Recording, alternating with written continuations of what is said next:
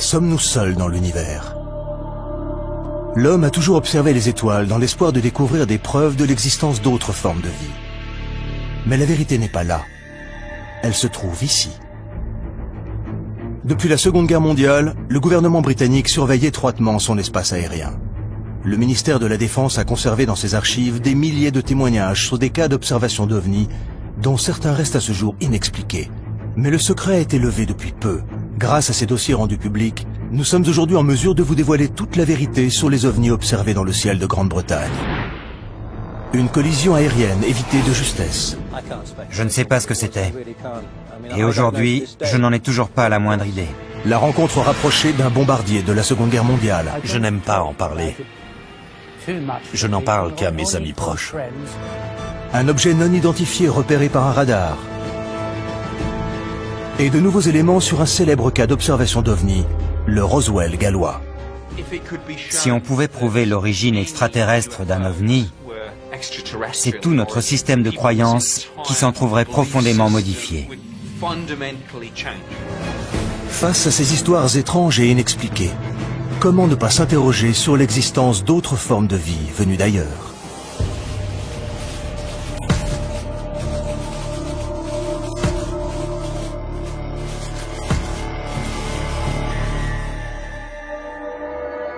Parmi les questions les plus fréquemment posées sur Internet, 3 mots viennent en tête. Et les 2 premiers n'ont rien de surprenant. S'ils exercent un véritable pouvoir de fascination dans l'imaginaire collectif, les ovnis sont aussi les seuls de tous nos mythes du XXe siècle à avoir fait l'objet d'enquêtes, de surveillance et de manœuvres de dissimulation de la part du gouvernement. Nick Pope, qui a longtemps travaillé pour le ministère de la Défense britannique, en sait quelque chose. En 1952, le ministère de la Défense a jugé nécessaire de monter une petite unité chargée d'enquêter de manière permanente sur le phénomène des ovnis. Il existait donc bien, des années 50 aux années 2009, une petite division au sein du ministère de la Défense, le projet OVNI, chargé d'élucider les cas d'observation d'OVNI. En charge du service OVNI dans les années 90, Nick Pope a contribué à augmenter le nombre très impressionnant de dossiers que le ministère avait accumulés au fil du temps. Depuis l'ouverture de ces archives, la parole s'est libérée. Des témoins clés donnent désormais leur version des faits. Et les ufologues, sceptiques ou convaincus, sont de plus en plus nombreux à s'interroger sur ce que le ministère de la Défense a tant cherché à garder secret. C'est grâce au travail de persuasion du journaliste David Clark que le ministère de la Défense a fini par accepter de rendre ces dossiers publics. On se rend compte en parcourant ces dossiers que rien que chez nous, au Royaume-Uni, les phénomènes étranges observés dans le ciel se comptent par milliers. Il y a des choses dans le ciel que les gens sont incapables d'identifier, et ça n'a rien de nouveau.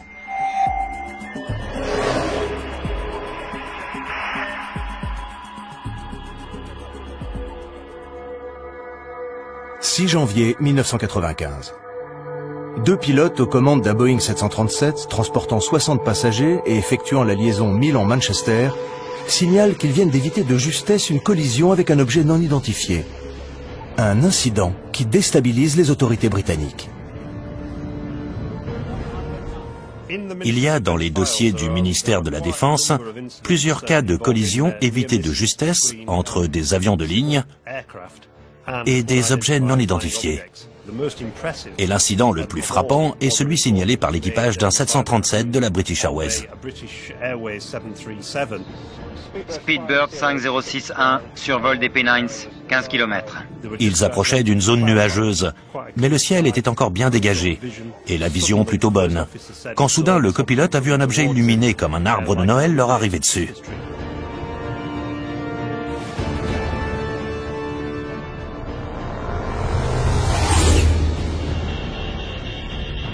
Qu'est-ce que... L'objet est passé tellement près qu'il s'est instinctivement baissé. Il a vraiment cru qu'il allait le heurter. Il s'est aussitôt tourné vers le commandant pour lui dire « Vous avez vu ?» Et le commandant lui a répondu « Oui, j'ai vu ».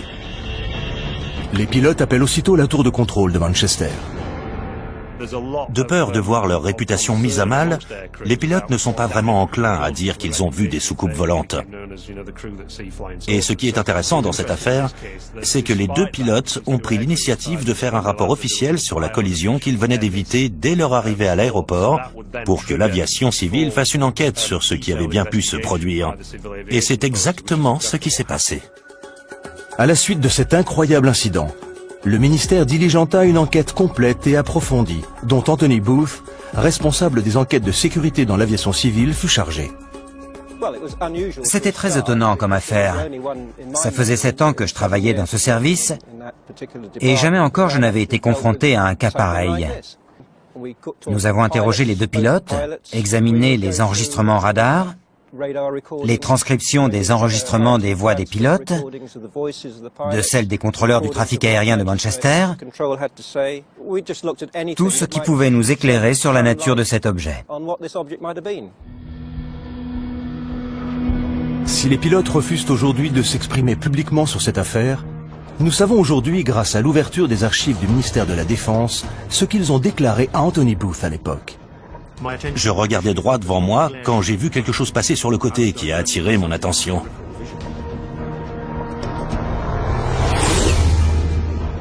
L'objet était couvert de petites lumières blanches, un peu comme un sapin de Noël.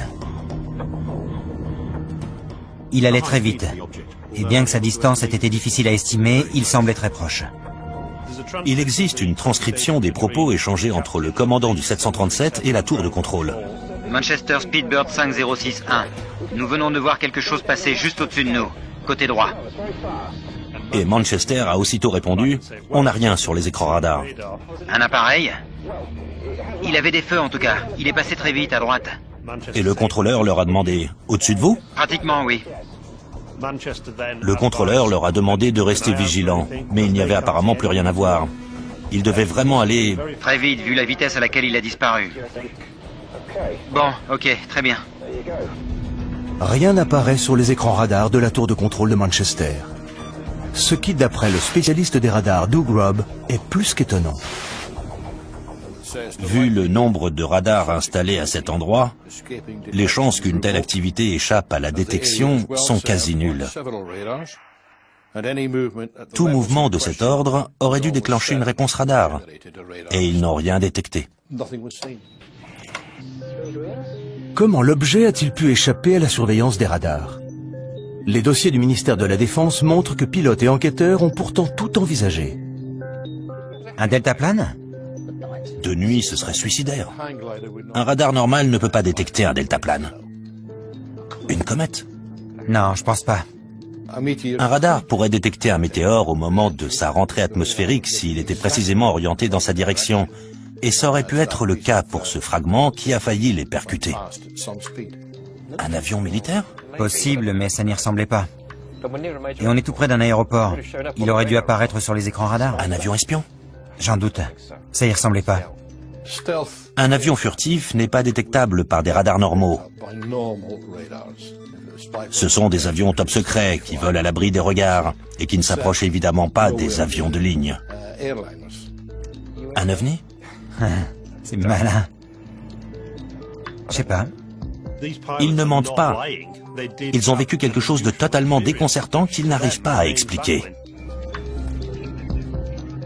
Les dossiers montrent que la piste militaire a été sérieusement envisagée par les enquêteurs. Mais aucun document de source officielle n'a permis d'accréditer cette thèse.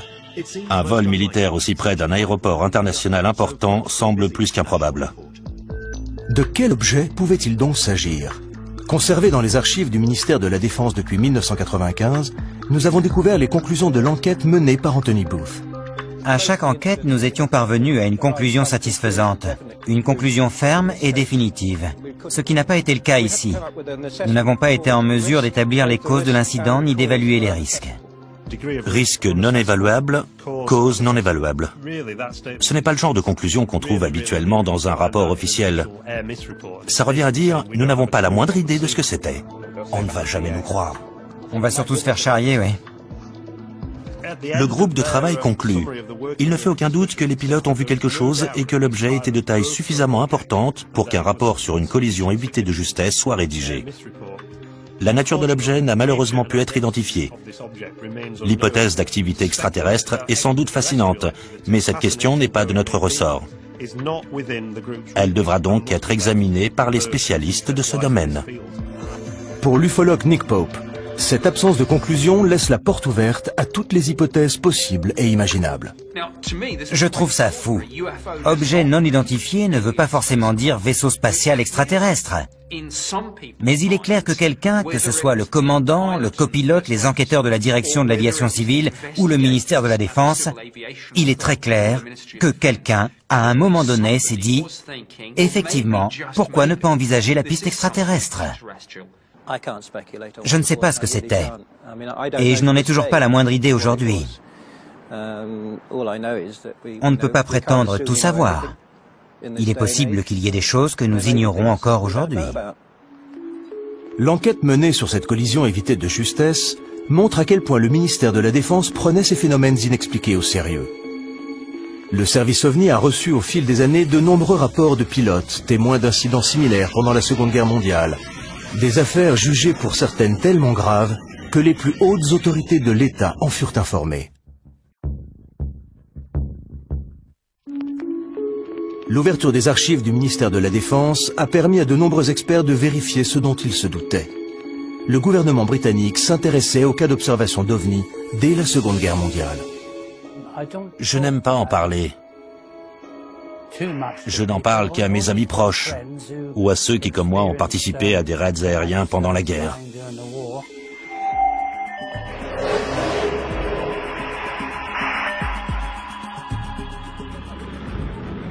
Printemps 1944. L'aviation britannique bombarde l'Allemagne. Les bruits qui courent alors sur d'étranges missiles non identifiés parviennent jusqu'au haut commandement des armées. D'après les dossiers du ministère de la Défense, l'ordre de garder le silence sur ces objets non identifiés susceptibles de nuire au moral de la population est venu de l'état-major même des armées. L'artilleur Bernard Day témoigne. Voici le journal que je tenais pendant la guerre. À la date du 26 avril, j'ai écrit « Opération Essen ». Raid aérien de 300 appareils sur Essen. Le même jour, Bernard Day assiste à un événement incroyable. Des objets non identifiés que je décrirais comme des boules de feu incandescentes. C'est la première fois que Bernard Day s'exprime publiquement sur ce qui lui est arrivé cette nuit-là. Nous avons quitté la zone cible pour rentrer à notre base, à Mildenhall. Nous survolions la France, où tout était calme. Soudain, j'ai vu 3 boules de feu sous l'appareil qui nous arrivaient droit dessus.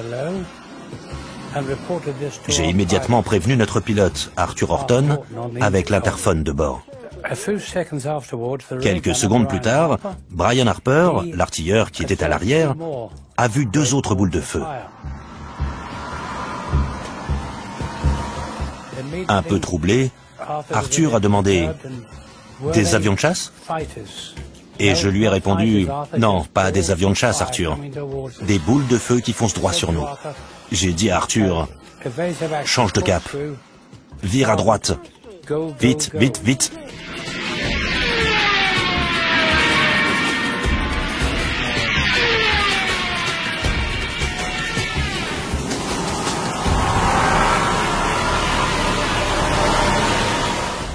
On volait à près de 500 km/h. L'appareil tremblait comme une feuille. Et on n'arrivait toujours pas à les semer. Le pilote avait peur de cramer les moteurs. Dave, l'ingénieur, a dit « Mais et les moteurs ?» Et on lui a répondu « T'occupe, fonce !» ou quelque chose dans ce goût-là, mais avec quelques noms d'oiseaux en plus. On a eu la trouille de notre vie ce jour-là. Et puis, les 5 boules de feu ont fini par perdre de leur vitesse. Elles ont disparu dans la nuit. Et on est rentré à la base sain et sauf. À notre arrivée à la base, à Mildenhall, Nous avons été interrogés, comme le voulait la procédure habituelle, par des officiers de renseignement, qui se sont bien fichus de nous. Et le pilote, qui était passablement agacé, leur a dit « Je suis sûr que si vous aviez été avec nous, vous trouveriez ça beaucoup moins drôle. » Nous lui avons demandé s'il avait une idée de ce que c'était. J'étais vraiment perplexe. Je me suis dit que c'était peut-être de nouvelles armes de guerre que les Allemands avaient inventées. Et le cas de Bernard Dye n'est pas unique. D'autres membres d'équipage ont assisté à des phénomènes inexpliqués pendant la guerre. Une de ces affaires a même été étouffée. Et l'ordre est venu des plus hautes sphères de l'État. Winston Churchill, le Premier ministre de l'époque, avait tellement peur des fuites qu'il a demandé à ce que le rapport soit classé top secret pendant 50 ans. Monsieur Churchill a demandé à ce que le rapport soit classé top secret pendant 50 ans et qu'il reviendrait à un futur Premier ministre de réévaluer son niveau de classification. L'ordre donné par Churchill concerne un incident rapporté par l'équipage d'un avion de la Royal Air Force revenant d'une mission de reconnaissance en Allemagne.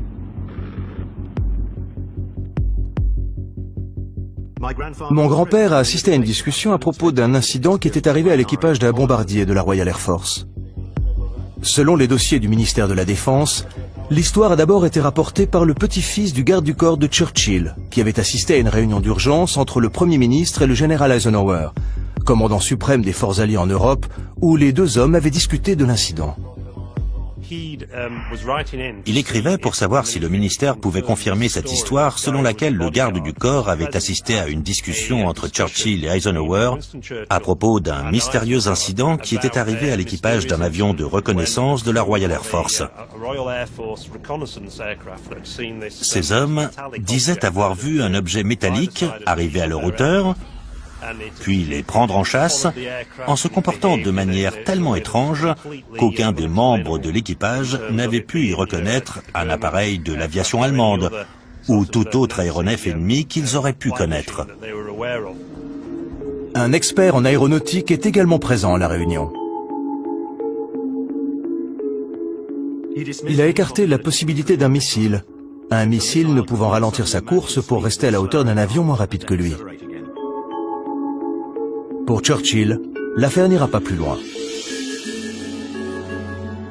Quand l'un des participants à la réunion a évoqué la possibilité d'un objet volant non identifié, Churchill a immédiatement demandé à ce que l'incident soit classé top secret. Le dossier va même plus loin. On y apprend combien Churchill s'inquiétait de la réaction des Britanniques s'ils avaient eu vent de cette mystérieuse affaire d'OVNI. Il faut classifier l'information au plus vite, au risque qu'elle ne sème la panique au sein de la population et qu'elle ne détruise la foi des Britanniques en leur Église. D'après les dossiers du ministère de la Défense, ce n'est pas la première fois que Churchill est amené à gérer une affaire d'OVNI. En octobre 1912, d'étranges lumières avaient été aperçues au-dessus des chantiers navals de HMS dans l'Essex. Et Winston Churchill, qui était alors premier lord de l'amirauté, avait dû s'en occuper. Il avait d'ailleurs dû admettre devant le Parlement qu'il n'était pas en mesure d'expliquer ce qui s'était passé. Les dossiers montrent que même après la guerre, Churchill s'intéressait de près à ces phénomènes inexpliqués. Après la vague d'observations d'OVNI à Washington, qui fit la une des journaux en 1952, Churchill s'est beaucoup intéressé à ces histoires. Il a d'ailleurs envoyé une note au secrétaire d'État de l'air disant « Quel crédit faut-il accorder à ces histoires de soucoupes volantes? J'aimerais en savoir plus. Envoyez-moi un rapport quand cela vous sera possible. » Bernard Dye ignorait tout de ces affaires que Churchill prenait tant de soin à dissimuler au grand public pendant la Seconde Guerre mondiale. Nous lui avons montré le dossier du ministère de la Défense concernant Churchill. D'après ce que j'ai lu dans ce rapport, ça ressemblait vraiment beaucoup à ce que j'ai vu moi-même cette nuit-là. J'ignorais totalement que Churchill en avait été informé, mais ça ne m'étonne pas vraiment, car il s'est passé des choses vraiment étranges pendant la guerre, dont je ne peux pas être le seul à avoir été témoin. Ce qui est frappant, c'est le nombre très élevé d'incidents de ce type rapportés par les équipages dans les années 40. Des dossiers de la Royal Air Force conservés aux archives nationales mentionnent ces rapports sur des phénomènes semblables à des explosions de roquettes qu'on n'a jamais pu expliquer. Mais à la fin de la guerre, quand on a interrogé les pilotes de la Luftwaffe, certains ont raconté avoir vu des choses similaires qu'ils ont prises pour des armes secrètes ennemies. Y aurait-il une explication rationnelle à ces phénomènes observés par les équipages pendant la guerre? À l'époque, on a mis ça sur le compte de l'état de stress des pilotes et des équipages, qui, face au danger, secrétaient de telles doses d'adrénaline que leur perception en était altérée. OVNI ou pas, ces dossiers montrent à quel point les dirigeants de la Seconde Guerre mondiale tenaient à ce que ces affaires restent secrètes. Et le temps ne changera rien à l'attitude du gouvernement face aux OVNI. 50 ans plus tard, il en aura toujours aussi peur.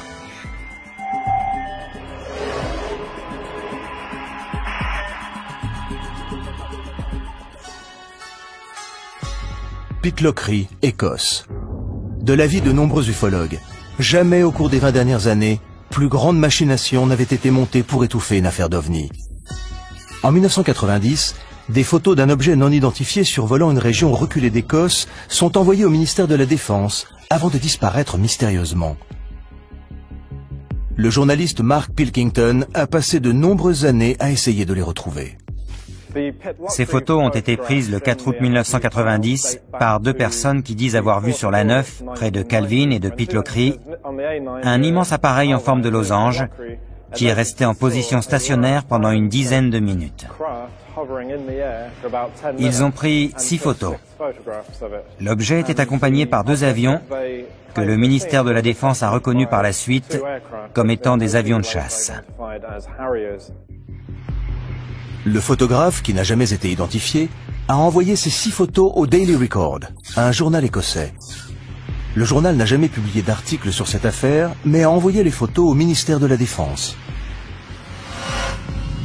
D'après le dossier, le ministère de la Défense a fait développer les photos qui ont disparu depuis avant de renvoyer les négatifs au journal.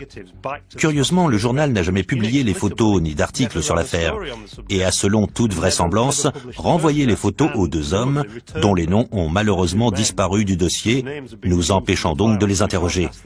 Ce qui fait quand même beaucoup de mystère. Tout ce qui reste dans le dossier, c'est une photocopie des 6 photos, dont les ufologues se sont servis pour faire une maquette. Mais Nick Pope, lui, a eu les photos originales et le dossier entre les mains quand il travaillait au ministère de la Défense. Les photos ont été examinées et par les services de renseignement de la Défense et par le Centre national d'analyse d'images qui ont l'un et l'autre conclu qu'il s'agissait bien d'un objet réel qui faisait entre 25 et 30 mètres de diamètre. J'ai longuement discuté de cette photo avec mon homologue des services de renseignement de la Défense à l'occasion d'une réunion d'information sur les ovnis. Et il était clair que l'objet intéressait la Défense au plus haut point parce qu'il était de toute évidence capable de performances que notre technologie ne nous permettait pas. Le ministère de la Défense est bien décidé à minimiser l'incident. Il y a un document intéressant émanant du service de presse du ministère de la Défense sur la conduite à adopter au cas où ces photos se retrouvaient dans les journaux et qu'on leur posait des questions. On leur demande entre autres de dire qu'ils ont bien examiné les photos, mais qu'ils ne sont parvenus à aucune conclusion définitive sur la nature de l'objet. Et si les journalistes se montraient trop pressants, ils devaient répondre que tous les cas d'observation d'OVNI reçus au ministère étaient adressés au service responsable de la défense antiaérienne du Royaume-Uni. À l'époque où il travaillait au ministère, Nick Pope avait un agrandissement de la photo sur le mur de son bureau.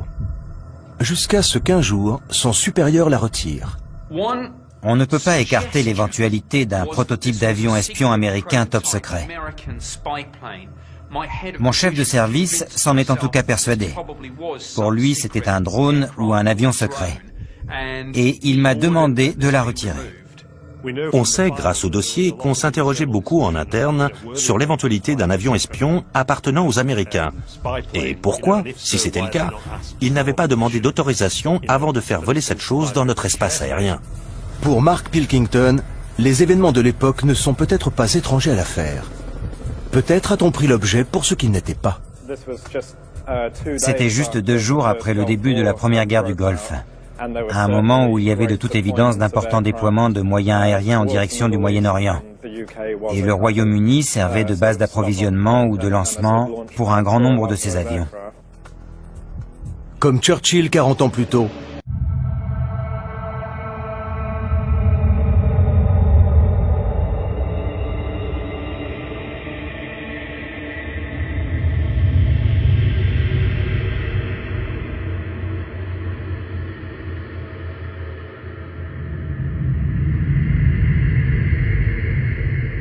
le ministère de la Défense est visiblement inquiet de la réaction de l'opinion publique. Aurait-il fait disparaître les photos de pickloquerie pour étouffer l'affaire? Il est possible que le ministère de la Défense ait détruit ces images. Soit parce qu'il pensait que c'était un avion espion américain, chose qu'on préférait nous cacher de toute évidence, soit parce qu'ils n'avaient effectivement pas la moindre idée de ce que c'était et qu'il aurait été trop embarrassant pour eux d'admettre qu'il y avait dans notre espace aérien des choses bien plus rapides et maniables que nos propres appareils, pour lesquels nous n'avions en plus aucune explication. Reste que toute cette affaire repose, il faut quand même le souligner, sur une image en noir et blanc extrêmement floue qui, pour autant que je sache, pourrait tout aussi bien être l'œuvre d'un enfant de 6 ans. Pilkington est toujours à la recherche des photos originales, dans l'espoir de découvrir ce qui a bien pu mettre la défense britannique à aussi rude épreuve. Non moins de 6 ans plus tard, une autre affaire similaire déclenchera une vaste enquête militaire et remettra en cause la position même du secrétaire d'État à la Défense.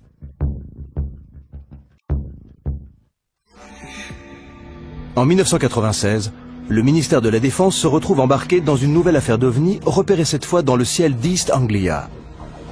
Une affaire qui impliquera la police, la gendarmerie maritime et la Royal Air Force, et où le secrétaire d'État à la Défense en personne sera interpellé sur son inaction. Je suis très préoccupé par un incident survenu près des côtes d'East Anglia relatif à un objet volant non identifié dont la présence a été corroborée par plusieurs radars militaires. Pourquoi n'avons-nous pas envoyé nos chasseurs ? Cette affaire, qui sèmera la panique jusqu'au sommet de l'État, débute par une calme soirée d'octobre sur la côte est du Royaume-Uni.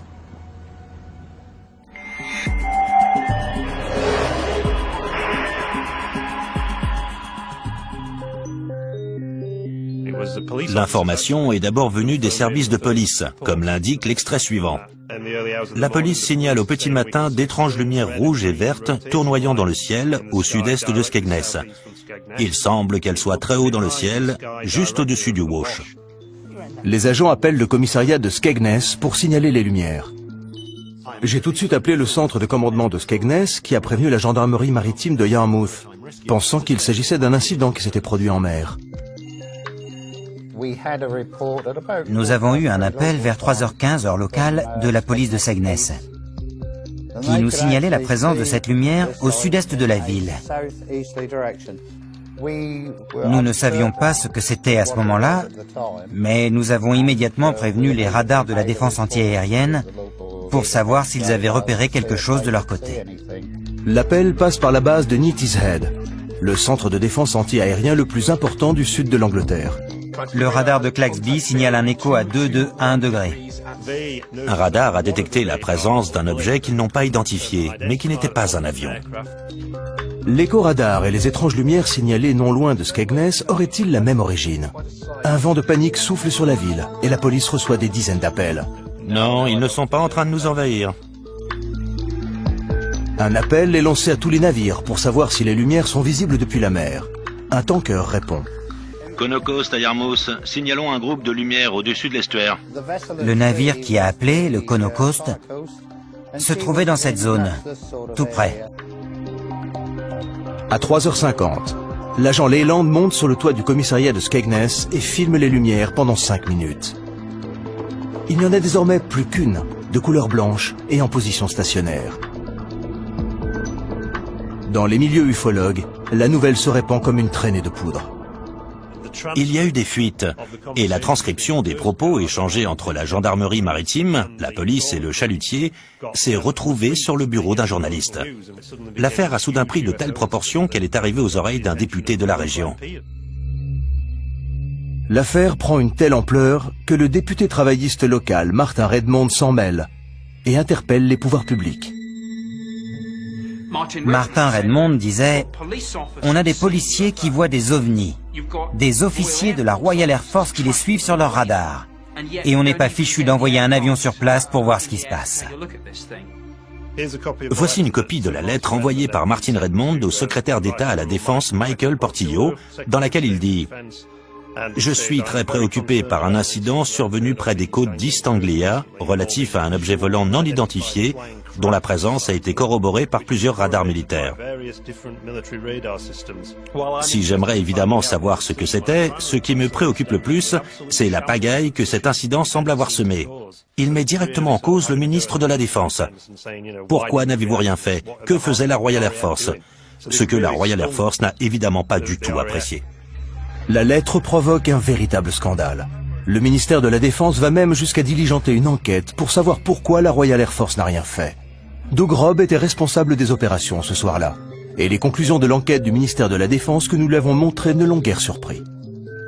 Cette carte indique l'emplacement des radars autour de Boston cette nuit-là. Et il est précisé ici que c'est le radar de Claxby qui a repéré l'objet. L'objet était immobile, sur Terre. Et après enquête, on a conclu qu'il s'agissait du clocher de l'église de la paroisse, le Boston Stump, comme on l'appelle ici. Le coupable tout désigné pour le ministère de la Défense. L'église, connue dans les milieux aéronautiques sous le nom de Boston Stump, apparaît parfois sur les écrans radars selon le type de propagation utilisé. Ils ont dit que le phénomène n'avait rien à voir avec les lumières stationnaires très vives que la police et l'équipage du tanker avaient vues entre Boston et Skegness. Le rapport conclut « Rien ne justifiait l'envoi de chasseurs de la Royal Air Force ». N'en déplaise au député Martin Redmond. On déclenche la procédure dans le cas d'un appareil qui arrive à grande vitesse. Mais on n'envoie pas un chasseur sur un objet fixe, sur Terre qui plus est. On ne peut pas parler de menace. Si l'objet repéré par le radar était bien l'église, qu'en est-il des mystérieuses lumières aperçues par la police et l'équipage du tanker? Le ministère de la Défense a minutieusement examiné les images tournées par l'agent Leyland. Cela fait penser à un lointain corps céleste. Le ministère de la Défense a fait analyser les images par l'Observatoire royal de Greenwich. Nous avons montré à l'astronome et ufologue Ian Redpath les conclusions de l'Observatoire et les images vidéo que le ministère de la Défense conservait dans ses archives depuis 1996. Quand on regarde les images tournées par la police, on voit un point lumineux très brillant, parfaitement immobile. Et si certains y ont vu un ovni, c'est bien la preuve que même un témoin de bonne foi peut se tromper et prendre un corps céleste particulièrement lumineux pour ce qu'il n'est pas. Et le plus souvent, c'est la planète Vénus. On l'a d'ailleurs surnommée la reine des ovnis, car c'est le corps céleste le plus lumineux après le Soleil et la Lune. Et ça pourrait très bien être ce que les policiers ont vu. Quant aux couleurs attribuées aux lumières, il a là aussi son idée sur la question. Souvent, quand on zoome avec une caméra, l'image devient totalement floue. Et le fait que la lumière prenne ici des formes étranges vient du diaphragme de l'objectif. Mais cela n'explique pas ce que l'équipage du tanker a pu voir. D'après l'enquête du ministère de la Défense, la lumière aperçue par les marins ne venait pas de la planète Vénus, mais d'une autre direction, ce qui laissa les enquêteurs perplexes. Ces lumières restent inexpliquées. Pas pour Ian Redpath, qui a beaucoup réfléchi à la question. Ce que les hommes à bord du tanker ont vu au nord était, à mon avis, une autre étoile très lumineuse, Vega, connue pour ses scintillements multicolores. Mais si cette affaire a pris de telles proportions, c'est, d'après David Clark, pour une raison bien précise. Ça s'est passé en 1996, l'année où la série X-Files battait de records d'audience en Angleterre. Et curieusement, c'est aussi l'année 1996-1997 où on a enregistré le plus grand nombre d'observations d'OVNI depuis 1978. Faut-il classer l'affaire? Ou connaîtra-t-elle de nouveaux coups de théâtre, comme la célèbre affaire aux multiples rebondissements connue sous le nom de Roswell gallois?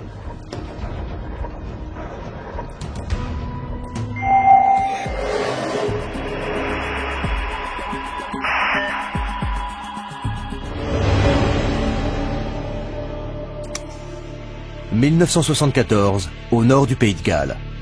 Des milliers de témoins font état d'une violente secousse sismique et d'étranges lumières tombant du ciel.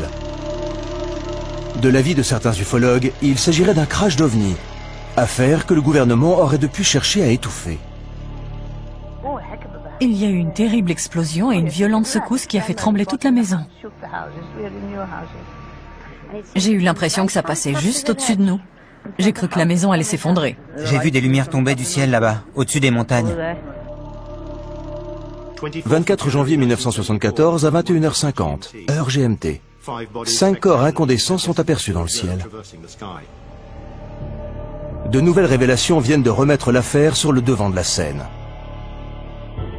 Désigné comme le principal témoin de l'incident de Berwyn, Hugh Lloyd, fils d'agriculteur, avait 14 ans au moment des faits. Il était 20h30 quand Hugh et son père ont senti la violente secousse qui fit trembler toute la maison. Près de 40 ans plus tard, Hugh se souvient de ce jour comme si c'était hier. Il y a d'abord eu un bruit sourd, et tout de suite après, la maison s'est mise à trembler violemment. La lumière a vacillé et l'image de la télévision a disparu. Il n'y avait plus que de la neige sur l'écran. On était mort de trouille, on n'avait pas la moindre idée de ce qui se passait. Enoch a dit, il a dû y avoir une explosion, et le téléphone s'est mis à sonner. C'était les voisins qui voulaient savoir si on avait ressenti la même chose. Et puis une vingtaine de minutes plus tard, quelqu'un a frappé à la porte. Bonsoir. Bonsoir. C'était un agent de police. Il nous a dit qu'on leur avait signalé un accident aérien du côté de Berwyn et qu'il avait besoin de notre Land Rover pour s'y rendre. Comme je n'avais que 14 ans, j'ai dit à Enoch, il vaut mieux que ce soit toi qui conduise.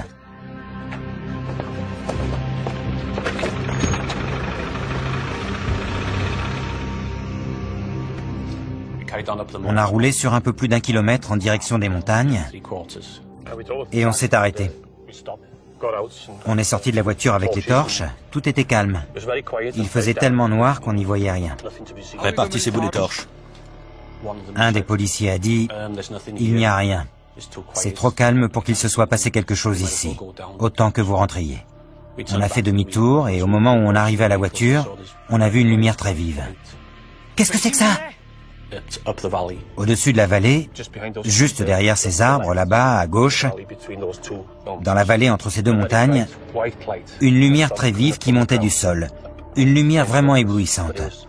On voyait bien qu'elle montait du sol, mais on n'arrivait pas à voir d'où précisément. Parce qu'on ne voyait pas le fond de la vallée d'où on était. Ça ne ressemblait pas à un crash aérien. La lumière était trop blanche pour que ce soit un feu, et ça n'a duré qu'une vingtaine de secondes, tout au plus. Et ils ont eu beau chercher, ils n'ont jamais découvert la moindre trace d'accident aérien. Comment expliquer cette lumière? L'ufologue Andy Roberts a passé des années à enquêter sur cet incident. S'il ne croit pas vraiment à la thèse extraterrestre, il admet qu'il existe un véritable mystère autour de cette affaire. Quand Pat Evans, une infirmière d'un village des environs, a entendu l'explosion, elle a tout de suite pensé à un accident aérien. Et comme elle était infirmière et qu'elle avait du matériel médical, elle a décidé de se rendre immédiatement sur place pour venir en aide aux blessés en attendant que les secours arrivent. Pat Evans et ses deux filles sont à environ 6 km de l'endroit où se trouve Hugh Lloyd, quand la violente secousse se fait sentir. Qu'est-ce que c'est? On aurait dit un avion. Elle a pris sa voiture avec ses deux filles et elle a roulé pendant une quinzaine de minutes sur la départementale, pensant voir surgir une épave d'avion en feu à chaque instant. C'est la route qu'elle a prise ce soir-là, une route qu'elle connaissait bien et qui ne lui posait aucun problème, même de nuit. Elle arrivait dans l'autre sens et au détour de ces arbres, là-bas, elle a eu la surprise de découvrir sur la gauche, non pas une scène de crash aérien, mais une énorme boule de lumière qui passait du rouge au blanc, puis au orange. La source lumineuse est bien trop loin de la route pour pouvoir parcourir la distance à pied. Abasourdi, Pat Evans et ses deux filles restent un moment dans la voiture à regarder l'étrange boule de lumière changer de couleur. Près de cette boule, grosse comme la moitié de la Lune, elle a vu s'agiter des torches et des phares de voiture. Elle n'a pas vraiment compris ce qui se passait, mais comme visiblement ce n'était pas un crash aérien et que la situation avait de toute évidence déjà été prise en main, Elle est rentrée chez elle, mais elle ne sait toujours pas ce qu'elle a vu. Malgré l'arrivée de mystérieux hommes en noir censés faire la lumière sur cette affaire, Pat Evans et Hugh Lloyd ne sauront sans doute jamais ce qu'ils ont vu cette nuit-là. L'étrange boule de lumière aperçue par Pat Evans et Hugh Lloyd en 1974 fait désormais partie du folklore ufologique. Et rien dans les dossiers du ministère de la Défense ne semble vouloir éclaircir ce mystère, qui décidément résiste à toute tentative d'explication. Peu de temps après l'incident, des chercheurs de l'Institut d'études géologiques britanniques furent dépêchés sur les lieux pour enquêter sur la secousse sismique. Juste après le tremblement de terre, nous avons reçu pas mal de témoignages, pas tous très cohérents, sur l'endroit exact où les lumières avaient été aperçues. J'ai donc envoyé une équipe pour interroger les gens sur place sur ce qu'ils avaient vu, entendu et ressenti. Dans la légende de Berwyn, les hommes de l'Institut d'études géologiques britanniques, aux allures de fonctionnaires et tout de noir vêtus, ont été surnommés les hommes en noir. Certains semblaient trouver notre démarche suspecte et on nous regardait d'un drôle d'air, comme si nous, humbles chercheurs de l'Institut d'études géologiques, avions quelque chose à voir avec les étranges événements qui s'étaient passés dans la région. Nous avons retrouvé dans les dossiers du ministère de la Défense le compte-rendu de Chris Browett sur son entretien avec l'infirmière Pat Evans. Dans le compte-rendu que j'ai rédigé à l'époque, Pat Evans disait qu'elle avait effectivement ressenti la secousse, mais qu'elle avait surtout eu très peur d'une lumière qu'elle avait vue dans le ciel. Une grosse boule de lumière d'un rouge incandescent. Ça, c'est la photocopie d'une carte que nous avons beaucoup utilisée lors de nos déplacements. Elle nous permettait de localiser l'endroit où l'interview avait eu lieu et de savoir ce que la personne avait vu, entendu et ressenti à cet endroit précis. La découverte de cette carte, conservée dans les archives du ministère de la Défense, a été une véritable révélation. On y voit que les lumières aperçues par Pat Evans et Hugh Lloyd sont apparues simultanément à un endroit très précis. L'ufologue Andy Roberts est retourné à l'endroit où Pat Evans et ses filles avaient vu la boule de lumière en 1974. Le même endroit où elle a raconté son aventure à Andy Roberts en 1998. Quand j'ai amené Pat Evans ici, en 1998, et qu'elle m'a raconté son histoire, je l'ai prise en photo. Une photo où elle montre du doigt l'endroit où elle a vu ce qu'elle a vu en 1974. Et on voit qu'elle indique cette direction, là où la police et les agriculteurs sont eux-mêmes venus voir ce qui se passait. Pat Evans était sur la route qui va de Languenock à Welshpool, qui se trouve juste là, derrière ces arbres, là-bas. Donc si elle était à cet endroit-là, elle a sûrement vu la même chose que nous, parce que c'est pile dans l'alignement. Je suis sûr et certain qu'elle a vu les mêmes lumières que nous. On découvre dans les dossiers la piste privilégiée par le ministère de la Défense pour expliquer l'explosion et les mystérieuses lumières. Les recherches menées dans la zone concernée n'ont montré aucune trace d'impact. De l'avis de l'organisme britannique de météorologie, il pourrait cependant s'agir d'un bolide, à savoir un météore qui se désintègre pendant sa chute dans l'atmosphère. Selon une enquête menée parallèlement par la Société britannique d'astronomie, il est probable que le météore se soit désintégré au-dessus de Manchester et que son apparition ait été précédée à 20h30 par une secousse sismique dans les montagnes de Berwyn, n'ayant aucun lien avec la chute du météore. Le rapport fait donc état de deux événements distincts qui, par le plus grand des hasards, se sont produits la même nuit. Un météore qui se désintègre dans l'atmosphère et une secousse sismique. Cette incroyable coïncidence, deux phénomènes naturels distincts, un météore et une secousse sismique, se produisant simultanément, peut-elle expliquer à elle seule le mystère de Berwyn? Pour les partisans de la piste ufologique, il est évident que non. Les dossiers ne répondent en rien à la principale question soulevée par cette affaire. D'où provenait cette lumière montant du sol? Ce que Pat Evans a vu reste un mystère. Je n'imagine pas une seconde qu'il puisse s'agir d'un ovni. Encore que, dans le cas présent, il faudrait d'ailleurs plutôt parler d'un objet terrestre non identifié. Le mystère reste entier. Qu'on ait voulu privilégier la piste extraterrestre ou la thèse plus rationnelle du tremblement de terre et des météores, il faut quand même bien admettre que nous ne savons toujours pas ce qui a bien pu émettre cette lumière pendant au moins 10 bonnes minutes. Peut-on aujourd'hui parler d'affaires classées face à toutes ces questions restées sans réponse? Je pense que l'affaire Berwyn est loin d'être classée aux yeux du grand public. Il y a des gens qui, aujourd'hui, sont convaincus que l'ouverture de ces archives fait même partie d'une campagne de désinformation de la part du ministère de la Défense qui continue à vouloir nous cacher la vérité sur les ovnis. À terme, le ministère de la Défense s'est engagé à rendre tous les dossiers OVNI publics. Mais nous dévoilera-t-il vraiment tous ces secrets? Et sommes-nous réellement prêts à ne plus croire aux ovnis? Pour certains, les ovnis sont parmi nous, et ce pour un long moment encore. Jusqu'à ce que les vrais extraterrestres débarquent, sans doute.